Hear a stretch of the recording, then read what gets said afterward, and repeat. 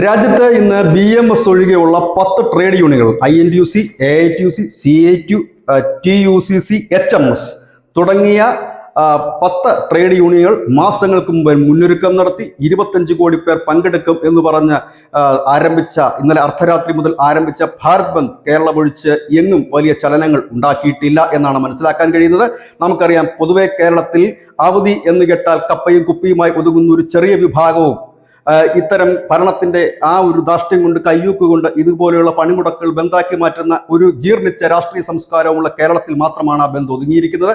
തൊട്ടടുത്ത സംസ്ഥാനമായ സ്റ്റാലിൻ ഭരിക്കുന്ന സംസ്ഥാനമായ പ്രതിപക്ഷത്തെ പ്രമുഖനായ നേതാവ് ഭരിക്കുന്ന സംസ്ഥാനമായ തമിഴ്നാട് പോലും ഈ ഒരു പണിമുടക്കിന് ഒരു ചലനവും സൃഷ്ടിക്കാൻ കഴിഞ്ഞിട്ടില്ല.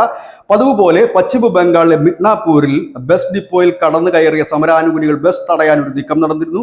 ബീഹാറിൽ ട്രെയിൻ തടയാനുള്ള ഒരു നീക്കവും നടന്നു. ഇതാണ് രാജ്യത്ത് നിന്ന് മറ്റിടങ്ങളിൽ നിന്ന് ലഭ്യമായ ഒരേ ഒരു വിവരം. ചിലയിടങ്ങളിൽ ഈ ട്രേഡ് യൂണിയനുകളുടെ പതിവ് പ്രകടനങ്ങൾ, സാധാരണ പണിമുടക്കുമ്പോൾ ഈ നോർത്ത് ഇന്ത്യയിലൊക്കെ ട്രേഡ് യൂണിയനുകൾ പ്രകടനം നടത്താറുണ്ട്. ആ പ്രകടനം മാത്രമാണ്. ഏതായാലും IT മേഖലകളെ ഇനി ഒരിക്കലും, ഇപ്പോഴെന്നല്ല ഒരിക്കലും ഇനി ഇത്തരം പണിമുടക്കുകളോ ബന്ധുക്കളോ ബാധിക്കില്ല. അതിന് കാരണം വർക്ക് ഫ്രം ഹോം എന്നൊരു സിസ്റ്റത്തിലേക്ക് അവർ കോവിഡ് കാലഘട്ടത്തിൽ തന്നെ മാറിയിരുന്നു. ആ സിസ്റ്റമാണ് ഇപ്പോൾ പല കമ്പനികളും ചിലപ്പോൾ ഒരു മാസത്തിൽ 1-2 തവണയൊക്കെ വർക്ക് ഫ്രം ഹോം എന്ന സിസ്റ്റത്തിൽ വർക്ക് ചെയ്യാൻ ഈ ജീവനക്കാരെ അനുവദിക്കാറുണ്ട്. ഇപ്പോൾ ഏതായാലും അങ്ങനെ ഒരു, അതായത് ഭാവിയിൽ ഒരു വലിയ മഹാമാരി വന്ന് വീട്ടിൽ നമ്മൾ കുടുങ്ങിയാൽ പോലും ഈ മേഖലയ്ക്ക് യാതൊരു കുലുക്കവും ഉണ്ടാകില്ല.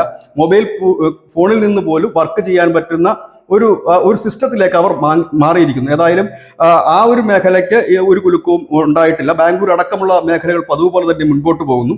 കേരളം മാത്രമാണ് ഭാരത് ബന്ദ് ഉള്ളത്. ഭാരതം കേരളത്തിലേക്ക് ചുരുങ്ങിയിരിക്കുന്നു എന്ന് വേണം പറയാൻ. News desk, news India Malayalam.